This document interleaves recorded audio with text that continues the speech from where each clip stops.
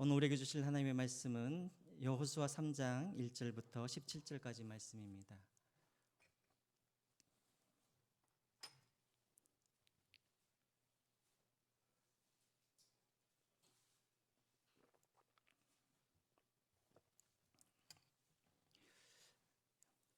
여호수아 3장 1절부터 17절까지 말씀 같이 좀 긴데요. 같이 교독하시겠습니다. 또 여호수아가 아침에 일찍 일어나서 그와 모든 이스라엘 자손들과 더불어 시딤에서 떠나 요단에 이르러 건너가기 전에 거기서 유숙하니라. 사흘 후에 관리들이 진중에 두루다니며 백성에게 명령하여 이르되 너희는 내 이사람 제사장들이 너희 하나님 여호와의 언약궤 매는 것을 보거든 너희가 있는 곳을 떠나 그 뒤를 따르라. 그러나 너희와 그 사이 거리가 2,000규빗쯤 되게 하고 그것에 가까이 하지 말라. 그리하면 너희가 행할 길을 알리니 너희가 이전에 이 길을 지나보지 못하였음이라 하니라. 여호수아가 또 백성에게 이르되 너희는 자신을 성결하게 하라. 여호와께서 내일 너희 가운데 기이한 일들을 행하시리라. 여호수아가 또 제사장들에게 말하여 이르되 곧 언약궤를 메고 백성들 앞서 나가니라. 여호와께서 여호수아에게 이르시되 내가 오늘부터 시작하여 너를 온 이스라엘의 목전에서 크게 하여 내가 모세와 함께 있었던 것 같이 너와 함께 있는 것을 그들이 알게 하리라. 너는 언약궤를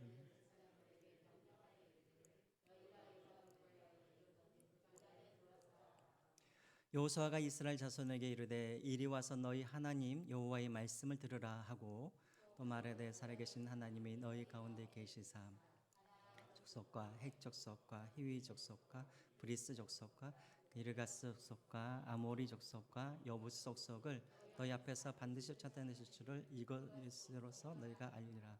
보라 온 땅에 주의 언약궤가 너희 앞에 요단을 건너가나니 이제 이스라엘 지파 중에서 각 지파에 한 사람씩 12명을 택하라. 온 땅에 주 여호와의 궤를 맨 제사장들의 발바닥이 요단물을 밟고 멈추면 요단물 곧 위에서부터 흘러내리던 물이 끊어지고 한 곳에 쌓여 서리라. 백성들이 요단강을 건너려고 자기들의 장막을 떠날 때 제사장들은 언약궤를 메고 백성 앞에서 나아가니라. 요단이 곡식 거두는 시기에는 항상 언덕에 넘치더라. 궤를 맨 자들이 요단의 이름에 궤를 맨 제사장들의 발이 물가에 잠기자 곧 위에서부터 흘러내리던 물이 그쳐서 사르단에 가까운 매우 멀리 있는 아담성을 변두리에 일어나 한 곳에 쌓이고 아라바의 마다의 여매를 향하여 흘러가는 물은 온전히 끊어짐에 백성이 여리고 앞으로 바로 건널새. 함께 읽겠습니다. 여호와의 언약궤를 맨 제사장들은 요단 가운데 마른 땅에 굳게 섰고 그 모든 백성이 요단을 건너기를 마칠 때에 모든 이스라엘은 그 마른 땅을 건너갔더라. 아멘. 네, 여러분 지난 3일 동안 평안하셨습니까? 우리가 지난 시간에는 여리고성에 정탐하러 갔다 왔던 그 정탐꾼의 보고를 우리가 살펴보았습니다. 여러분 정탐꾼들의 보고 딱 두 가지로 요약할 수가 있죠. 첫 번째는 무엇입니까? 하나님께서 이 땅을 너희들에게 주었다. 이것들을 보고해야 했고 두 번째로는 우리가 여리고에 갔더니 그 성 사람들의 간담이 다 녹아내렸더라. 그들이 지금 우리를 두려워하고 있다. 딱 이 두 가지를 이 보고를 하게 됩니다. 자, 이 보고를 들은 이스라엘 백성들 얼마나 마음속에 기쁨이 넘쳤겠습니까? 자신감도 있었겠죠. 하지만 그것은 잠시뿐입니다. 왜냐하면 이들의 앞에는 또 다른 큰 문제가 있었기 때문이죠. 여러분 어떤 문제입니까? 이제 그들이 어디를 건너가야 돼요? 이제 요단강을 건너가야 합니다. 요단강을 건너간다니까 좀 뉘앙스가 좀 이상하네요. 요단강을 건너가야 되는데 이 요단강은 참 건너가기가 쉽지 않은 그런 강이었습니다. 이따 이제 그것을 살펴볼 텐데요. 자, 그래서 이제 이스라엘 백성들에게 요단강을 건너가기 전에 이제 하나님께서 이스라엘 백성들에게 몇 가지를 이제 명령을 하십니다. 그 첫 번째로 이제 무엇을 명령하시냐면 너희들은 언약궤를 따라가라라는 이 명령을 하십니다. 첫 번째로는 따르라 이 명령을 하고 계십니다. 우리 3절을 다시 한번 읽어보겠습니다. 3절입니다. 시작. 백성에게 명령하여 이르되 너희는 내 이사람 제사장이 너희 하나님 여호와의 언약궤를 메는 것을 보거든 너희가 있는 곳을 떠나 아멘. 예. 다른 명령이 아닙니다. 이스라엘 백성들에게 제사장들이 언약궤를 메고 이제 갈 때 그 뒤를 따라가라라고 이제 명령을 하죠. 여기서 우리가 좀 이상하게 생각해야 할 것이 있습니다. 여러분 원래 언약궤는 누가 메고 다니냐면 제사장이 메는 건 아닙니다. 고핫 자손이 메게 되어 있죠. 자, 그런데 오늘 본문에는 이상하게 제사장이 메고 이 요단강을 건너간다라는 것이죠.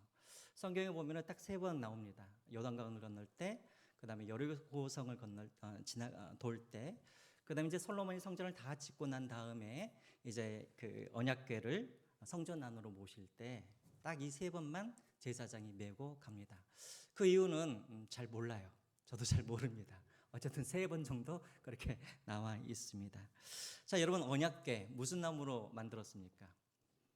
시띠나무죠. 시띠나무. 요즘 말로 하면 아카시아 나무입니다. 그래서 참 이것은 다듬기 힘든 그런 나무라고 되어 있습니다. 이제 다듬어서 상자 모양으로 하고 거기에다가 금칠을 하죠. 자, 그 안에는 무엇이 들어가 있죠? 언약궤 안에는 3가지가 들어가 있죠. 무엇입니까? 네, 아론의 쌍난 지팡이, 또 만나가 담은 항아리, 마지막으로 십계명이 있는 2돌판을 넣어놓고, 자, 그 위에다가 뭘 덮어요? 뭘 덮습니까? 뚜껑을 덮죠. 뚜껑. 자, 이 뚜껑을 뭐라 그러죠? 우리 한번 그 그림 있나요? 한번 보여주시겠어요? 우리 방송팀. 여기 있네요. 저기 막 이렇게 막 천사가 이렇게 막 있잖아요. 이렇게. 예. 우리가 보통 이것을 속죄소라고 부르죠. 뚜껑을. 또는 시은좌라고 부릅니다. 이것을. 그렇죠. 그래서 이제 히브리어로 보면은 죄를 씻다, 깨끗게 하다 이런 뜻을 가지고 있는데, 제가 왜 그 옆에 그 이집트의 그 벽화를 제가 그려놨냐면 저기 이 속죄 이 언약궤를 운반하는 그런 모습과, 그리고 저기 옆에 있는 이스라엘 애굽의 그런 바로가 운반 이렇게 타고 다니는 가마이죠. 가마 일종의. 그거랑 거의 비슷하게 그렇게 짜여져 있다라는 것입니다. 그러니까 여러분 이 언약궤는 흡사 무엇과 같냐면 왕의 보좌와 같은 것이죠. 왕의 보좌. 누가 거기에 위에 앉아 있으라는 의미입니까? 하나님이 그 위에 앉아 계신다라는 그런 의미를 가지고 있지요. 자, 그래서 하나님께서 이 언약궤를 만드신 이유가 있습니다. 바로 출애굽기 25장 22절에 하나님께서 이 언약궤를 만드신 이유가 나와 있는데요. 우리 같이 한번 읽어볼까요? 시작. 거기서 내가 너와 만나고 속죄소 위 곧 증거궤 위에 있는 2그룹 사이에서 내가 이스라엘 자손을 위하여 내게 명할 모든 일을 내가 이르리라라고 되어 있습니다. 어떻게 뭐 하기 위해서요? 먼저는 하나님께서 우리를 만나 주시기 위해서, 그다음에 두 번째로는 하나님께서 우리에게 무슨 명령할 일이 있으면 거기에서 내가 너희들에게 명령을 하겠다라고 하셔서 이 언약궤를 만들어 주신 것입니다. 자, 한마디로 말하면 무슨 말입니까? 하나님이 언약궤 위에 내가 임재하겠다라는 그런 의미인 것이죠. 내가 언약궤와 함께 너희들과 함께 있겠다라는 그런 의미인 것입니다. 자, 그래서 이 하나님의 임재를 상징하는 이 언약궤를 누구 보고 따라가라고요? 이스라엘 백성, 너희들이 끝까지 저 언약궤를 너희들이 따라가라라고 지금 명령하고 있는 것입니다. 자, 이것은 무슨 의미일까요? 하나님께서 나를 따르라. 무슨 의미겠습니까? 이 전쟁은 누구의 전쟁이라는 거예요? 하나님의 전쟁, 나의 전쟁이라는 거예요. 앞에서 대장처럼 나아가셔서 내가 너희들을 앞서 나아가 내가 이 전쟁을 내가 치르겠다라는 이런 의미를 가지고 있습니다. 또 어떤 의미입니까? 이 전쟁은 내게 속한 전쟁이기 때문에 너희들의 방법이 아니라, 너희들의 시간대가 아니라, 너희들의 지혜가 아니라 어떻게 해요? 나의 방법으로, 나의 지혜로, 나의 스케줄에 맞게 내가 너희들을 인도해 가겠다라는 그런 의미를 가지고 있습니다. 자, 거꾸로 말하면 이 언약궤를 따른다는 의미는 무엇이냐면 이제 우리의 방법, 우리의 지혜, 우리의 경험을 다 뭐 한다라는 거예요? 포기한다라는 그런 의미를 가지고 있다라는 것입니다. 여러분, 우리가 신앙생활을 하면서 늘 문제가 생길 때는 언제 문제가 생기냐면 자꾸만 내가 앞서갈 때 문제가 생기는 것이죠. 아버지 그렇습니다. 자꾸만 우리가 하나님의 뜻을 물어보지도 않고 하나님께서 말씀하시지도 아니하셨는데 자꾸만 우리가 먼저 앞서갈 때 항상 문제가 생기기 마련입니다. 또 이 전쟁은 나의 전쟁이 아님에도 불구하고 자꾸만 나의 전쟁처럼 내가 이 전쟁을 해보려고 하니까 항상 뭐가 생기는 거예요? 문제가 생긴다라는 것입니다. 여러분 기억하십시오. 늘 우리 앞에는 뭐가 있어야 됩니까? 언약궤가 있어야 됩니다. 여러분들이 인생을 살아가시면서 여러분들의 눈앞에는 항상 무엇이 있어야 되냐면 언약궤가 여러분들 앞에 반드시 있어야 된다는 것입니다. 언약궤가 여러분들의 뒤에 있으면 항상 뭐가 생긴다고요? 문제가 생긴다라는 것입니다. 목사님, 그러면 오늘날의 이 언약궤의 의미는 어떤 의미를 가지고 있습니까? 여러분, 오늘날 우리를 인도하시는 분은 누구십니까? 우리와 함께 계시고 우리를 인도하시는 분, 바로 성령 하나님이시죠. 우리 안에 내재하고 계시고 우리를 인도하시는 하나님. 그럼 목사님, 성령 하나님께서는 그럼 대체 우리를 어떻게 인도하십니까? 기도 중에 우리에게 음성을 들려주십니까? 어떻게 인도하세요? 하나님의 말씀을 통하여서. 그래서 에베소서 6장에 보면은 성령의 검 곧 하나님의 말씀이라고 되어 있죠. 성령 하나님 우리를 어떻게 인도하시냐면 말씀을 해석해 주시고 말씀을 적용하여 주시고 말씀을 통하여서 우리를 계속해서 인도해 가신다라는 것입니다. 여러분 기억하십시오. 항상 언약궤는 어디에 있어야 된다고요? 우리의 앞에 있어야 된다는 것입니다. 여러분, 내 인생이 아무리 잘 나가고 또 하는 일마다 다 잘 되어도 내 앞에 언약궤가 보이지 않냐면, 다시 말하면 하나님의 말씀이 내 앞에 있지 않냐고 하나님의 음성이 내게 들려지지 않냐면 아무리 지금 내가 하고 있는 이 일이 잘 되는 일일지라도 그것은 분명 우리는 잘못된 길로 가고 있다는 증거인 것입니다. 자, 거꾸로 우리가 비록 인생을 살아가면서 너무나 힘들고 하는 일마다 잘 안 되어지고 어려울지라도 내 앞에 언약궤가 있으면, 다시 말하면 하나님의 말씀이 보여지고 하나님의 음성이 여전히 내게 들려진다면 우리는 그 길이 고난의 길일지라도 그 길은 우리가 정확하게 잘 가고 있다라는 증거인 것입니다. 여러분, 상황이 여러분들을 인도하지 못하도록 하십시오. 환경이 여러분들을 인도하지 못하도록 하십시오. 무엇이 여러분들을 인도해야 됩니까? 하나님의 말씀이 여러분들을 인도하도록 늘 그렇게 말씀 앞에 뒤에 따라가시는 여러분들이 되시기를 주님의 이름으로 부탁드립니다. 자, 그런데 한 가지 조건이 있습니다. 그것을 따라가되 어떻게 따라가라고요? 거리를 두고 따라가라고 말씀하고 계시죠. 우리 4절 한번 볼까요? 4절 또 같이 한번 읽어보겠습니다. 4절입니다. 시작. 그러나 너희와 그 사이 거리가 가까이 하지 말라. 그리하면 너희가 행할 길을 알리니 너희가 이전에 이 길을 지나보지 못하였음이니라 하니라. 어떤 조건이 있습니까? 따라가기는 하되 어떻게 하라고요? 일정한 거리를 간격을 두고 따라가라는 것입니다. 어느 정도의 간격입니까? 2000 규빗. 한 규빗이 어디를 말하는 거죠? 예, 맞죠. 여기서부터 여기까지. 예. 그러니까는 보통 한 40, 한 저같이 짧은 사람은 한 45cm, 길면 50cm 정도 되겠죠. 정확한 것은 없습니다. 50cm라고 했을 때 이 2000규빗이면 어느 정도 되겠습니까? 1km 정도 떨어지는 거리를 말하는 것이죠. 1km 정도. 자, 하나님께서 왜 이렇게 1km 정도 떨어지는 거리를 두고 따라가라 하셨을까요? 하나님을 위해서 그러셨을까요? 아니면 이스라엘 백성들을 위해서 그러셨을까요? 왜요? 가까이 가면 어떻게 되니까? 죽지요. 너무 가까이 가다가 성물을 만지면, 언약궤를 만지면 그 사람은 어떻게 됩니까? 죽게 되겠죠. 실제 그런 사람들이 있었습니까? 누가 죽었습니까? 네, 그렇죠. 사무엘하 6장에 보면은 우사가 언약궤를 운반하다가 흔들거리는 그 법궤를 잡다가 결국은 그 자리에서 즉사하게 되어지죠. 그래서 하나님은 늘 경계를 그렇게 만들어 가십니다. 마치 지성소와 성소 사이에 경계가 있듯이 하나님께서 출애굽기 19장을 보면은 하도 이스라엘 백성들이 말을 안 들으니까 하나님이 내가 직접 임재하여서 신의 산에 내가 임재하여서 내가 너희들에게 말을 하겠다면서 이스라엘 백성들을 다 어디로 부르냐면 신의 산 앞까지 부르게 되어지죠. 자, 근데 그때 신의 산 위로 부르시는 것이 아니라 거기에 경계를 하나님께서 그으시고 이 안에 들어오지 못하도록 하시고 신의 산 경계 밖에서 하나님의 이야기를 말씀을 듣도록 하시죠. 왜요? 이 안으로 들어오면 그 하나님의 영광을 죄인된 이 백성들이 감당할 수가 없기 때문에 하나님께서 경계를 그렇게 만드셨다라는 것입니다. 자, 첫 번째로는 이스라엘 백성들을 위하여서 그들의 생명을 보호하기 위해서 간격을 두셨습니다. 그런데 오늘 여러분 4절을 한번 다시 한번 보십시오. 4절. 4절을 다시 한번 보시면 간격을 유지하라 그러면서 왜 그러냐 하면 너희가 행할 길을 알리니 너희가 이전에 이 길을 지나가지 보지 못하였기 때문에 간격을 또 유지하라는 그런 의미도 됩니다. 무슨 말입니까? 전에 너희들이 한 번도 이 길을 지나가지 않았기 때문에 그래서 너희들이 간격을 유지해라. 무슨 말일까요?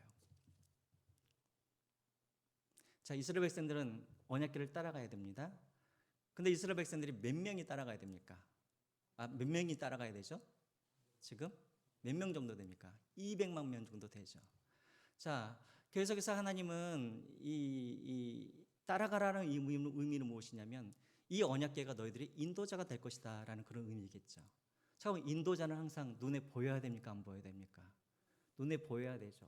자, 그러면 200만 명의 백성들이 그 길을 따라갈 때 언약궤가 우리 가까이에 있으면 200만 명의 백성들이 그 언약궤를 볼 수 있을까요? 못 볼까요? 못 보겠죠. 자, 어느 정도 떨어져야 되느냐? 1km 정도는 잡혀 있어야 그래도 저 뒤에 있는 사람들도 그 언약궤를 볼 수 있기 때문에 그렇다라는 것입니다. 자, 이 말은 무엇이냐면 이스라엘 백성들로 하여금 계속해서 이 길을 걸어갈 때, 한 번도 지나가 보지 아니하는 이 길을 걸어갈 때 너희들이 시선을 어디다 고정하라는 거예요? 계속해서 언약궤에 고정하고 따라가라는 그런 의미와 같다라는 것입니다. 여러분, 왜 이스라엘 백성들이 계속해서 시선을 언약궤에다가 고정해서 따라가야 할까요?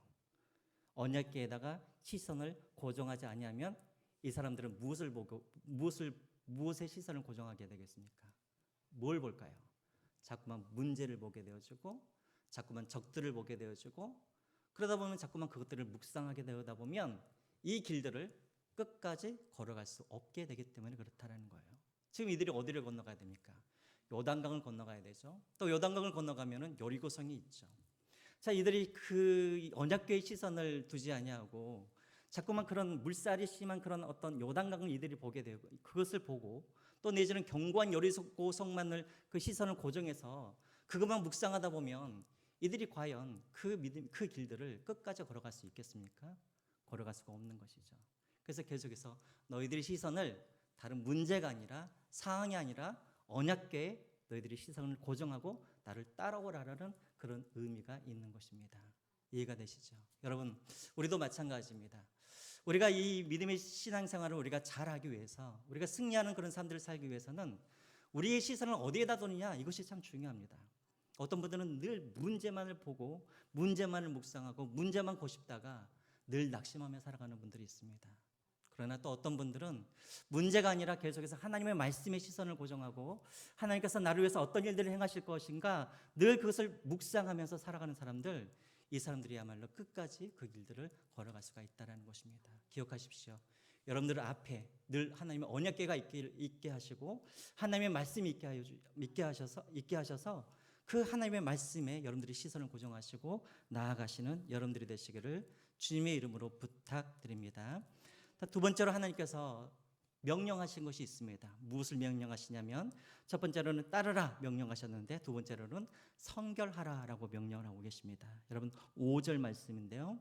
우리 5절 말씀 같이 또 한번 읽어보겠습니다. 5절 말씀 시작. 여호수아가 또 백성에게 기이한 일들을 행하시리라. 네, 지금 여호수아와 이스라엘 백성들 지금 이들의 관심은 무엇입니까? 어떻게 하면 저 요단강을 건너갈 수 있을까? 그런 어떤 반복적인 것들을 계속해서 생각하고 있었겠죠. 그런데 하나님께서는 이상하게 요단강을 이렇게 건너가라고 말씀하시진 않고 무엇을 말씀하시냐면 갑자기 성결하라라고 그렇게 말씀하고 있다라는 것이죠. 자, 왜 또 성결하라고 말씀하시냐면 5절 제일 뒤에 뭐라고 나와 있습니까? 5절 한번 다시 보여주시겠어요? 성결해라. 왜냐하면 내일 여호와께서 뭐 하시기 때문에 너희 가운데 기이한 일들을 행하시기 때문에 성결하라는 거예요. 기이한 일 무슨 말입니까? 기적이죠. 내일 하나님께서 너희들에게 기적을 베푸실 텐데 그것을 위해서 너희들은 성결하라라고 명령하고 계십니다. 여러분, 하나님의 기적을 일으키는 일과 성결하라는 이 일이 서로 연관되어 있다라는 것이죠. 대체 무슨 연관이 있는가? 아마 여러분들 다 알고 계실 거예요. 그 해답이 이사야서 59장 1절과 2절에 나와 있죠. 여러분, 이사야서 59장 1절과 2절 우리 같이 한번 읽어보겠습니다. 잘 알고 있는 말씀인데요. 시작. 여호와의 손이 짧아 구원하지 못하심도 아니요 귀가 둔하여 듣지 못하심도 아니라 오직 너희 죄악이 너희와 너희 하나님 사이를 갈라놓았고 너희 죄가 그의 얼굴을 가리어서 너희에게서 듣지 않으시게 함이라. 하나님의 여호와의 손이 짧아서 구원하지 못함이 아니라는 거예요. 이게 무슨 말입니까? 하나님에게 있어서는 어떤 문제들 해결하는 데 있어서 하나님에게는 전혀 그게 힘든 일이 아닌 거예요. 근데 하나님에게 한 가지 중요한 게 있어요. 뭐예요? 먼저 그 구원을 베푸시려면 그 사람들과 하나님 사이에 뭐가 있어야 되냐면 거리가 가까워져야 되는 거예요. 다시 말하면 하나님과 그 사람들 사이에 중간에 뭐가 없어야 되냐면 죄가 없어야 되는 거예요. 죄가 없어야 하나님이 이스라엘 백성들의 편이 되어주고, 죄가 없어야 하나님이 이스라엘 백성들의 편이 되어주셔서 그들을 위해서 일을 하신다라는 것입니다. 자, 그래서 늘 우리 시선은 항상 어디에 멈춰 있냐면 어떻게 그 문제를 해결해야 되지? 이 방법에 우리의 시선이 멈춰져 있다면 하나님은 우리에게 무엇을 요구하시냐면 문제 해결이 아니라 우리의 관계에 더 관심을 갖고 계신다라는 것입니다. 여러분, 지금 여러분들이 어떤 문제를 갖고 계신지는 모르겠지만 여러분들이 지금 어떤 문제가 해결되어지기를 여러분들이 기대하신다면 먼저는 우리가 하나님께 어떤 반복적인 것을 구할 것이 아니라 먼저는 하나님의 관계부터 여러분들이 점검해 보시기 바랍니다. 하나님과 여러분 사이에 죄가 없어야, 다시 말하면 하나님과 여러분들이 가까워져야, 다시 말하면 하나님이 여러분 편이 되어 주셔야 어떤 일들이 벌어집니까? 하나님의 기적이 일어난다라는 것입니다. 그래서 여러분 디모데후서 2장 20절과 21절에 읽지는 않겠습니다. 우리가 잘 알고 있는 말씀이죠. 아니, 보여주세요. 보여주시고. 하나님의 나라에서 쓰임받는 그런 사람들, 어떤 사람들입니까? 금그릇, 은그릇, 질그릇, 나무그릇 아니라는 거예요. 재료가 중요한 것이 아니라 하나님 나라에서 하나님이 쓰시는 사람은 어떤 사람인가? 깨끗한 그릇이라는 것입니다. 하나님은 깨끗한 사람들을 통하여서, 성결한 사람을 통하여서 하나님은 역사하시고 하나님은 기적을 베풀어 가시는 것입니다. 그러므로 오늘 이 시간 우리가 하나님 앞에 나아갈 때 하나님 이거 해결해 주십시오, 이걸 해결해 주십시오가 아니라 하나님 먼저 저로 하여금 성결케 하여 주십시오, 내 안에 죄를 거두어 주십시오. 우리가 이거부터 먼저 기도할 때 하나님은 우리의 편이 되어 주시고 하나님은 우리를 통하여서 하나님은 놀라운 일들을 행해 가신다라는 것입니다. 자, 하나님께서 이제 두 가지를 명령하셨습니다. 첫 번째로는 따르라, 두 번째로는 성결하라. 이 명령을 하시고 이제 이스라엘 백성들을 하나님께서 인도하셔서 어디로 가시냐면 이제 요단 강가 앞으로 하나님께서 인도하십니다. 근데 거기에서 이제 하나님께서 무엇을 명령하시냐면 또 하나를 명령하시는데 이제 선지자들에게 하나님이, 선지자들이에요, 제사장들에게 하나님이 명령을 하십니다. 8절 말씀입니다. 우리 8절 말씀 같이 한번 읽어보겠습니다. 시작. 너는 언약궤를 맨 제사장들에게 명령하여 이르기를 너희가 요단 물가에 이르거든 요단에 들어서라 하라. 제가 거기다가 영어로 좀 써놨는데요, 요단에 들어서라라는 이 말, 영어 성경에는 go and stand in the river라고 되어 있어요. 무슨 말입니까? 강 안으로 너희들이 들어가서 강 안에서 너희들이 서 있으라고 지금 말씀하고 계신다라는 거예요. 이상한 말이죠. 하나님께서 강으로 인도하시려고 그러면, 건너가게 하시려면 홍해바다처럼 어떻게 해주셔야 됩니까? 먼저 강이 갈라지게 하고 흐르는 물이 멈추게 해야 되는데 아직 멈추지도 않았는데 하나님께서 지금 제사장들에게 그 안으로 들어가서 그 안에서 서 있으라라고 지금 그렇게 말씀하고 있다라는 것이죠. 여러분, 너무나 이해되지 아니하는 말씀이죠. 어떻게 흐르는 물에 발을 담글 수가 있습니까? 근데 여러분, 놀라운 것은 이 제사장들이 그 말씀에 어떻게 했습니까? 순종했다라는 거예요. 그리고 실제적으로 흐르고 있는 그 물에 발을 담궜더니 그때서야 물이 멈추어지고 갈라지고 마른 땅이 되어서 이스라엘 백성들이 그 길을 건너가도록 하셨다라는 것입니다. 여러분, 제가 여러분들에게 한 몇 번 정도 이렇게 제가 강조를 했던 것인데요, 이것이 바로 하나님께서 우리를 인도하시는 하나님의 방법이라는 것입니다. 하나님은 먼저 우리에게 순종을 요구하십니다. 그리고 그 다음에 우리를 이해시켜 주십니다. 늘 우리는 하나님 앞에 뭐라고 말을 합니까? 하나님, 이해를 먼저 시켜 주십시오. 그럼 내가 순종하겠습니다. 하나님이 이해를 안 시켜주시면 절대 나는 하나님 순종할 수 없습니다. 여러분, 우리는 대부분 이렇게 말을 하죠. 하지만 하나님 방법은 그게 아니라는 거예요. 먼저 순종해. 그러면 네가 이해할 수 있을 거야. 여러분, 이것이 바로 신앙이라는 거예요. 믿음은 이거예요. 이해되어지지 않지만 먼저 순종하면 그 다음에 하나님으로부터 이해를 얻는 것. 이것이 바로 여러분 믿음이고 순종, 이것이 바로 신앙인 것입니다. 그래서 여러분 요한복음 11장 40절 말씀에 이런 말씀이 있습니다. 우리 같이 한번 보실까요? 요한복음 11장 40절. 제가 여러분 계속해서 제가 이렇게 같이 하자고 하는 이유는 무엇이냐면 여러분들의 눈꺼풀이 이렇게 감길 것 같으면 제가 같이 하자고 하는 거니까 따라서 자, 한번 보겠습니다. 같이 읽어볼까요? 시작. 예수께서 이르시되 내 말이 내가 믿으면 하나님의 영광을. 자, 여기다 그대로 한번 보십시오. 예수께서 뭐라 그럽니까? 네가 믿으면 뭘 보겠다고요? 하나님의 영광을 보리라. 여러분 우리 상식적으로 보면 하나님께서 먼저 뭘 보여주셔야, 영광을 보여주셔야 우리가 믿을 것 아니겠습니까? 그런데 예수님의 방법은 무엇이냐면 먼저 믿으라는 거예요. 그러면 내가 영광을 보여주겠다라는 것입니다. 여러분 이것이 바로 하나님이 우리를 인도하는 방법이라는 거예요. 자, 이 원리를 모르면 어떻게 되느냐? 우리는 너무나 많은 시간들을 하나님을 이해하는데 우리는 너무나 많은 시간들을 낭비한다는 것입니다. 여러분 우리는 하나님을 이해할 수가 없는 거예요. 그런데 많은 사람들은 순종하라 그러면 아니요, 하나님 이해시켜 줄 때까지 저는 순종하지 않고 기다리겠습니다. 그렇기 때문에 우리 시간을 낭비하게 되는 거예요. 여러분 기억하십시오. 먼저는 순종하시면 그 다음 하나님이 이해시켜 주십니다. 이것이 바로 하나님이 우리를 인도하시는 방법입니다. 자, 또 우리가 또 이 본문을 보면 우리가 놀라운 변화 한 가지를 봐요. 좀 놀라운 장면을 하나 봐요. 어떤 장면을 보냐면 여러분 14절 한번 보겠습니다. 14절 한번 같이 또 읽어볼까요? 시작. 백성이 요단을 건너려고 자기들의 장막을 떠날 때 제사장들은 언약궤를 메고 백성 앞에서 나아가니라. 여러분들을 보시기에 어떤 장면이 놀라운 장면인 것 같습니까? 별로 없는 것 같죠. 제가 보기에 놀라운 장면이 어디냐면 백성이 요단을 건너려고 자기들의 장막을 떠날 때, 저는 이 장면이 놀라운 것 같아요. 지금 이스라엘 백성들이 어디에다가 지금 진을 쳤냐면 요단강이 막 보이는 요단강 앞에다가 지금 진을 치고 있는 거예요. 자, 그러면 여러분들 이스라엘 백성들이 지금 이 밖에만 나오면 어떤 상황을 다 볼 수가 있냐면 지금 요단강 물이 지금 흐르고 있는지 아니면 멈춰져 있는지 갈라졌는지 아니면 여전히 넘치고 있는지 이 모든 상황을 누가 보고 있는 거예요? 이 이스라엘 백성들이 지금 다 보고 있는 거예요. 자, 지금 이들이 장막을 떠날 때는 어떤 상황이냐면 그때 물이 이렇게 끊어져 있을 때입니까? 아니면 여전히 물이 흐르고 있을 때였습니까? 여전히 물이 흐르고 있을 때라는 것이죠.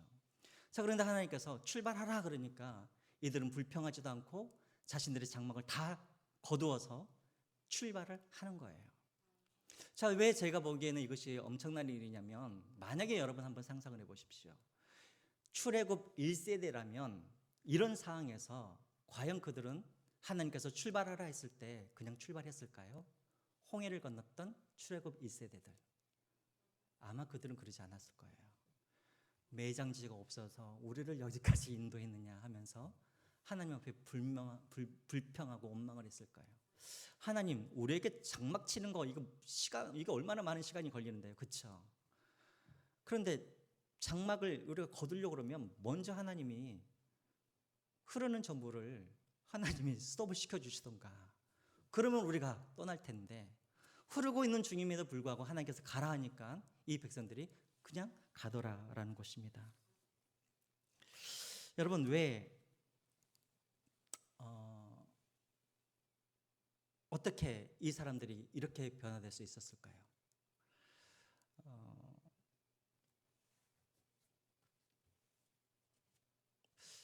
그 이유가 어디 있었을까요? 출애굽 1세대들, 그리고 지금 요단강을 건너고 있는 이 사람들은 갈라지지 아니하면 건너지 아니했던 사람들입니다. 그런데 이 사람들은 갈라지지 않았음에도 불구하고 하나님께서 가라 하시니까 모든 것을 다 짊어지고 요단강으로 지금 이들이 가고 있습니다. 여러분 이 사이에 어떤 사건들이 있었을까요? 어떻게 이런 사람들이 이렇게 변했을까요? 네?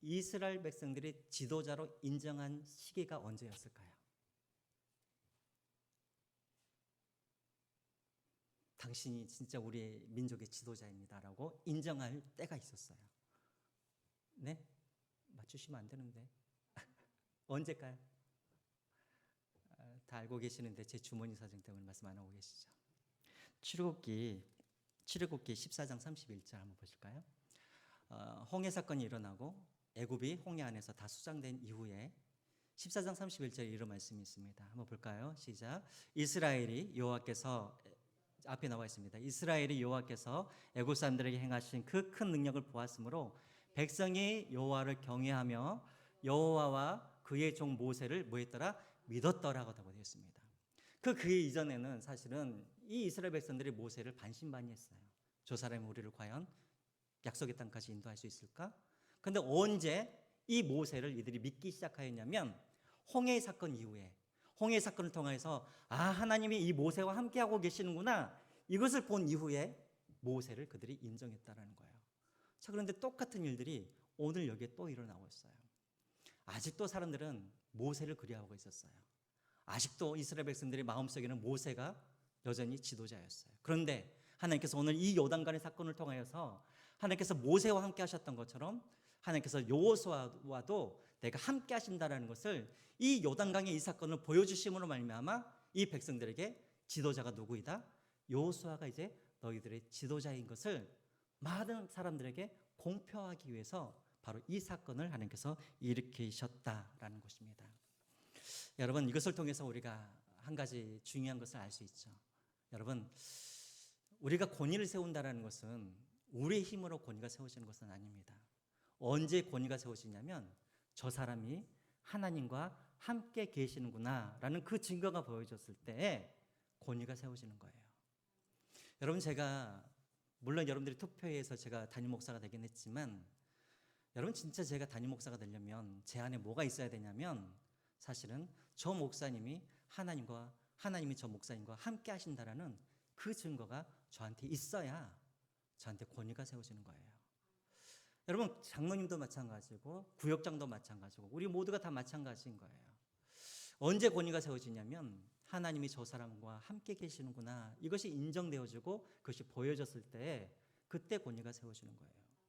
오늘날 왜 여러분 한국교회가 욕을 먹는지 아십니까? 왜 그렇습니까? 말로는 하나님 우리와 함께 하신다고 그러는데 우리의 삶 가운데 전혀 하나님이 저 교회와 함께 계신다는 그 증거가 없으니까 그 권위를 세상 사람들이 인정해 주지 않는 것이죠. 그러므로 여러분들, 우리도 마찬가지입니다. 우리가 부모로서의 권위도 마찬가지인 것이죠. 부모로서도 하나님이 우리 아버지와 어머니와 함께 계시는구나, 이 증거가 보여지면 자녀들이 부모를 공경할 수밖에 없는 것이죠.